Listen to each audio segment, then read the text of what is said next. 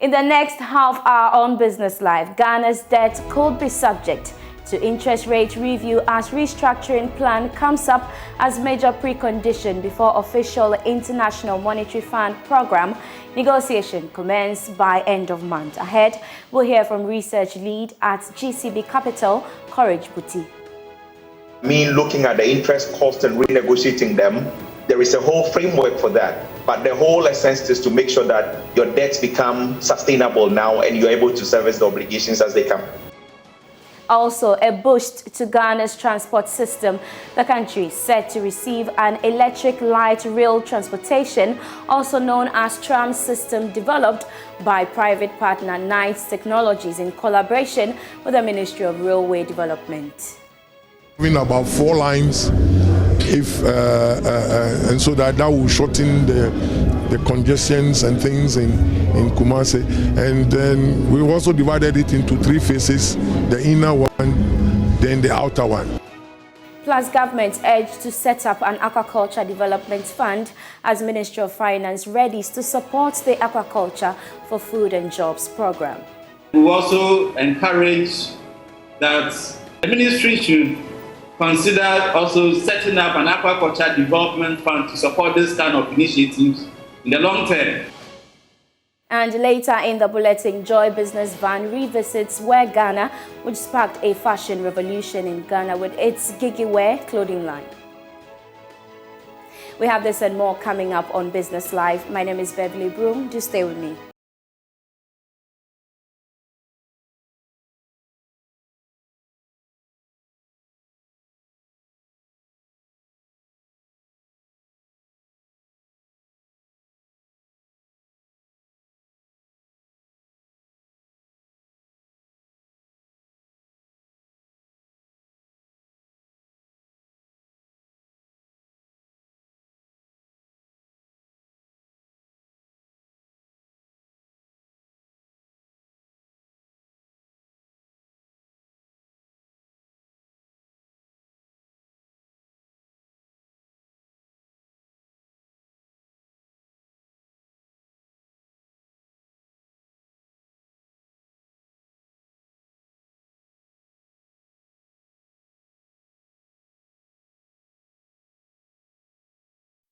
Let's take a look at the details. Present proposals on how Ghana intends to restructure its debt stock. That's one of the preconditions before negotiations for a program with the International Monetary Fund commences by end of this month. George Wiafe has the details.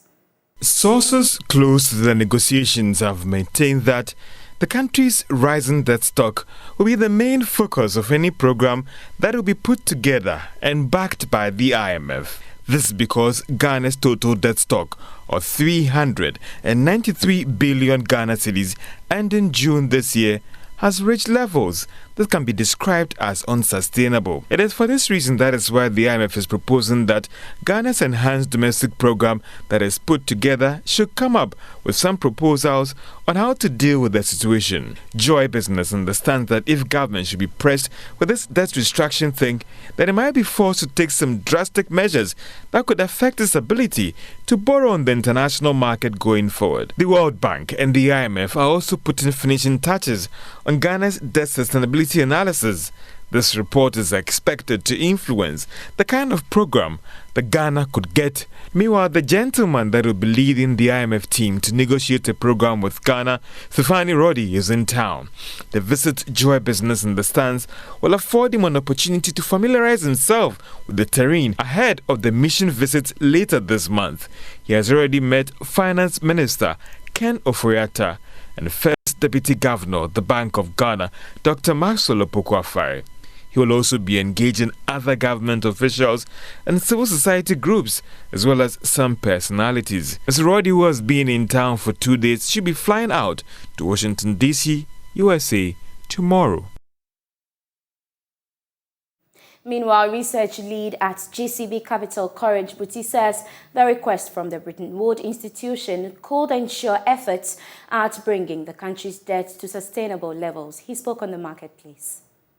New structure, which is debt restructuring beyond DSSI, was introduced, which is supposed to provide a standardized and a unified platform for lenders to be able to negotiate with the borrowers on their request, actually, on terms of debt restructuring.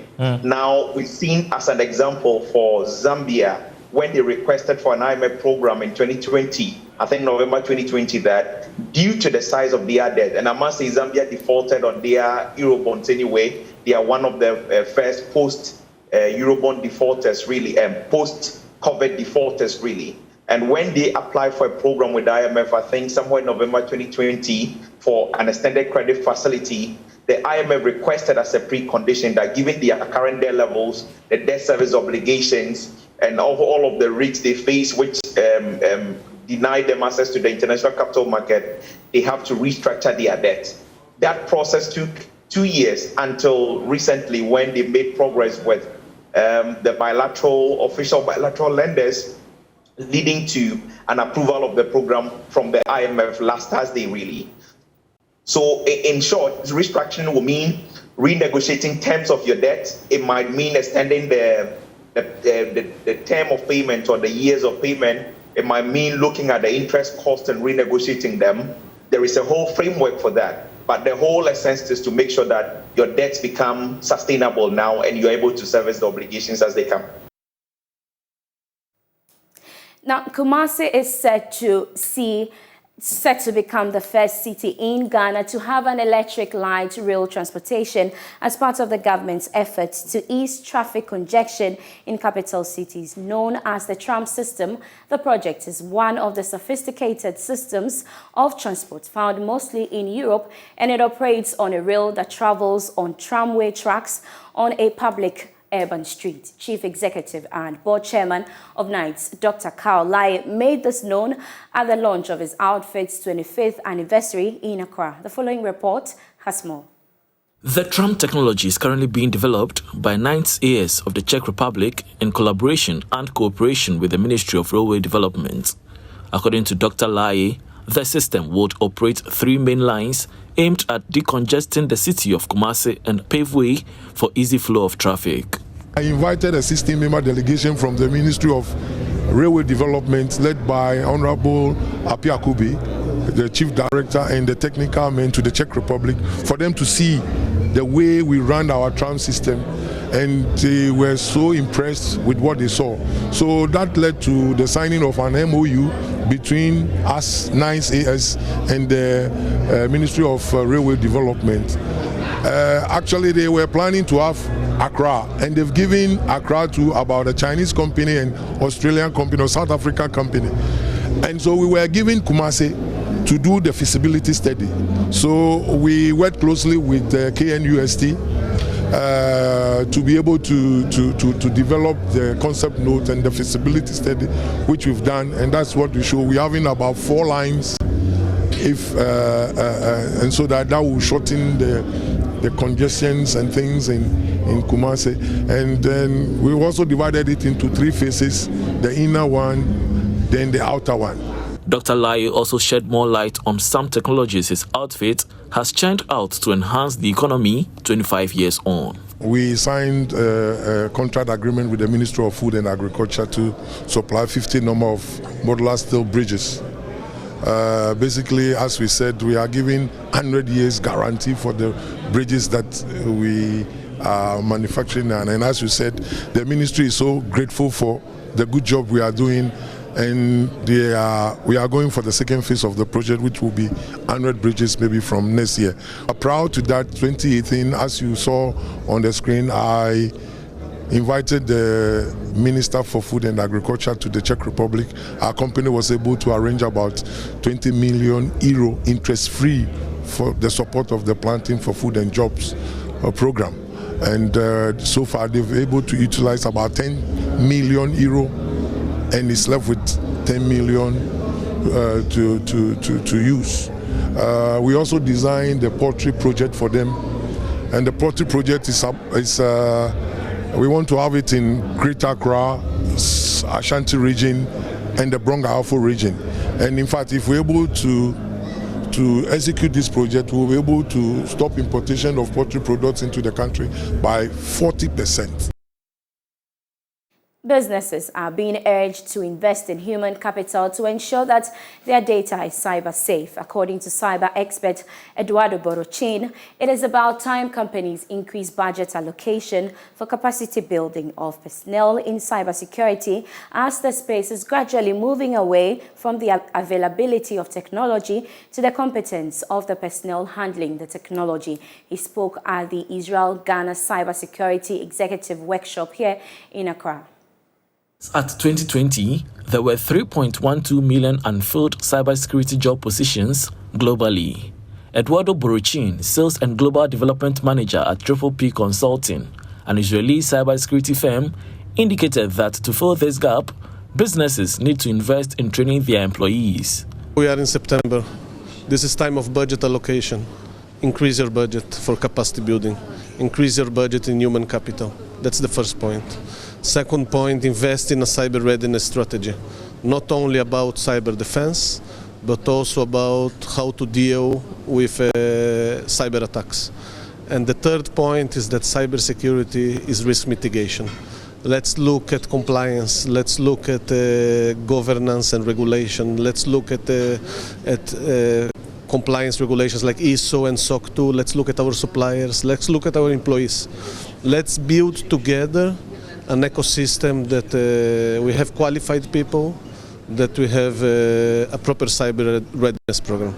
Israeli Embassy, in collaboration with Triple P Consulting and Coronet, an IT company, organized the Israel-Ghana Cybersecurity Executive Workshop. Chief Executive of Coronet, Prince Abwaje Ajiman, explained that the workshop targeted executives of organizations because the root of any cyber attack has connection with managerial dysfunction.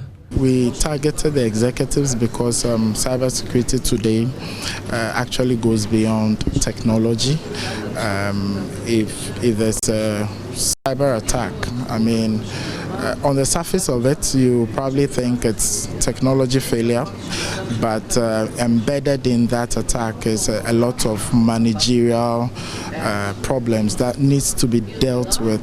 And some of these things, I mean, once this attack, you need to involve HR, procurement, compliance, audit. IT becomes one of the least people to deal with that. And all these people are the executives. Usually they are left out when it comes to cybersecurity training. Chief Executive of Triple P Consulting, A.T. Berger, was the resource personnel at the workshop.